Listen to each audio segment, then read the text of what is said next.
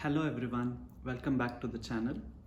So in today's video, I'll be talking about risk factors for developing type 2 diabetes, who is at risk for developing type 2 diabetes mellitus, what are the risk factors, when should you consider getting yourself tested for diabetes, and how often you should get yourself tested for type 2 diabetes. So it's important to realize that I'll be talking about the risk factors for developing type 2 diabetes. So type 2 diabetes mellitus is a lifestyle related disease, and by knowing the risk factors we can actively try to prevent the development of type 2 diabetes. This is unlike type 1 diabetes, which is an autoimmune condition, and it is largely determined by genetic factors, and there really are no identifiable risk factors or signs which can help us to prevent type 1 diabetes mellitus.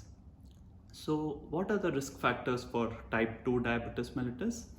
So the risk factors can be classified as modifiable risk factors and non-modifiable risk factors. So non-modifiable risk factors are basically risk factors which we cannot alter. So one of the most common non-modifiable risk factor is your age. So when your age crosses more than 40 years, then you are at an increased risk for developing type 2 diabetes mellitus. Gender is an important risk factor. So it is known that men, or the male gender, is at a higher risk for developing type 2 diabetes mellitus. The ethnicity or race also plays a role in development of type 2 diabetes, and it has been seen in various studies that certain ethnicities are more prone to develop type 2 diabetes. Among them, Southeast Asian ethnicity or race is at a higher risk for developing type 2 diabetes. So this race usually includes even Indians and people from Bangladesh, or the Southeast Asian regions and the regions of the Middle East, and even African American races are at a higher risk for developing type 2 diabetes. Family history of type 2 diabetes, especially in a first degree or a second degree relative, that is, if either of your parents have type 2 diabetes, or any of your brother or sister had type 2 diabetes, or even if your close relatives like your grandparents or your close maternal aunts or uncles have type 2 diabetes, then you are definitely at a higher risk for developing type 2 diabetes mellitus. So what are the non-modifiable risk factors? What are the modifiable risk factors for type 2 diabetes? So this is important to know, because if you know that you have these risk factors, then you can take immediate measures to get yourself tested and take measures to prevent or delay the onset of type 2 diabetes.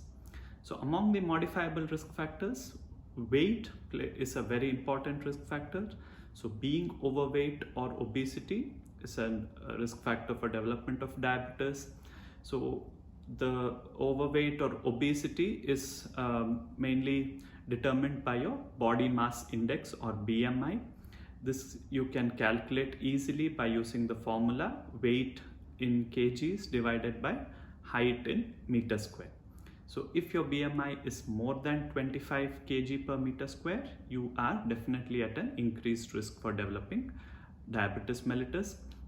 And it is important to know that certain ethnicities or race, as I mentioned earlier, the Southeast Asian ethnicity or the African Americans, we are at a higher risk for developing type 2 diabetes even at a lower BMI cutoff. So even if your BMI is more than 23 and you belong to any of these ethnicities, then you are already at an increased risk for developing type 2 diabetes.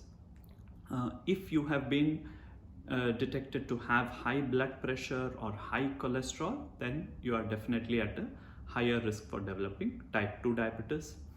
Women who have polycystic ovarian syndrome or PCOS are at higher risk for developing diabetes.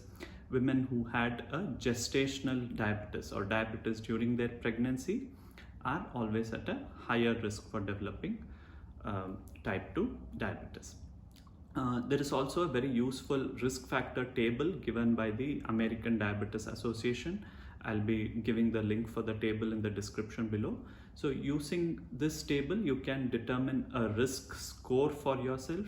So if your risk score is more 5 or higher, then you should consider visiting your doctor immediately, get yourself tested for diabetes, and start taking measures in consultation with your doctor to try to prevent or delay development of diabetes mellitus. So are children at risk for developing type 2 diabetes mellitus? So we are seeing a very high prevalence of, or I should say increasing prevalence of pre-diabetes and even type 2 diabetes mellitus in children nowadays, especially since the last 2 years, I would say since the beginning of this COVID pandemic, due to the drastic changes in the lifestyle. We are seeing higher rates of children developing pre-diabetes or type 2 diabetes. Even children as young as 11 or 12 years are nowadays developing risk factors for type 2 diabetes.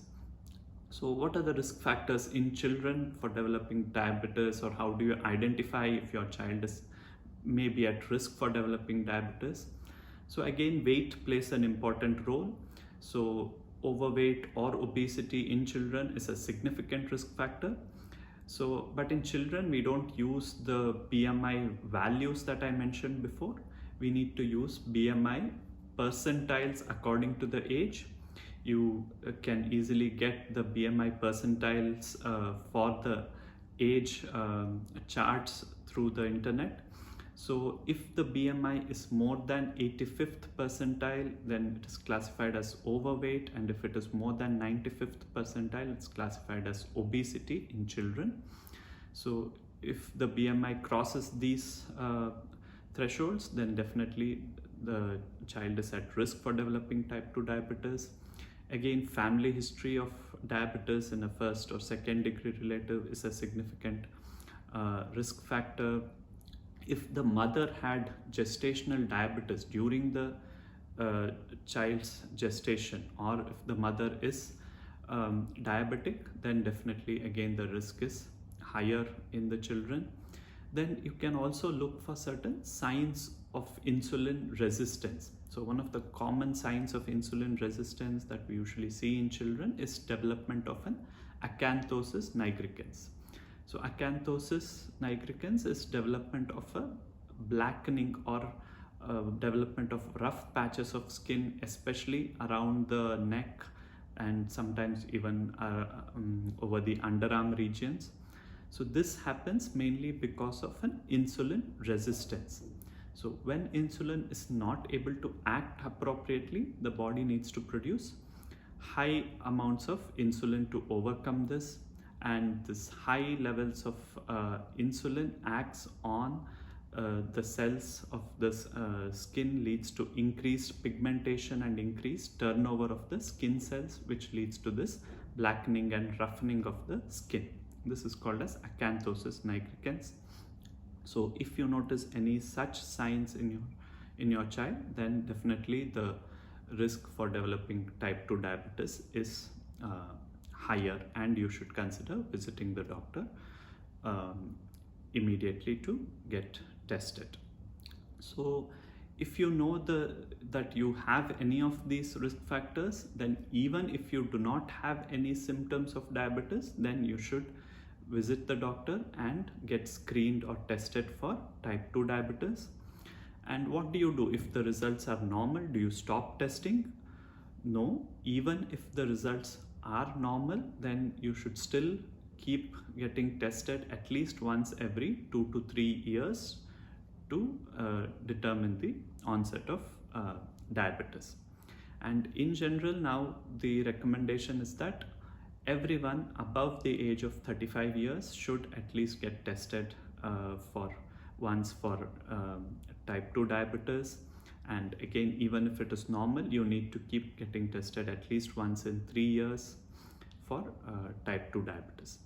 And if you have been detected to have a pre-diabetic stage or an early diabetic stage, then you should be on more regular follow-up. You need to keep getting tested at least once every year to know the onset of type 2 diabetes. And women who had a gestational diabetes, then again you should be on very close follow-up, and you should keep getting tested once every year to for type 2 diabetes. So it is very important to know these different risk factors for diabetes and to have a self-assessment to know whether you are at an increased risk for diabetes mellitus, as this is a very common issue now. And knowing these risk factors can help you to detect diabetes early and try to take measures to prevent or delay the onset of diabetes.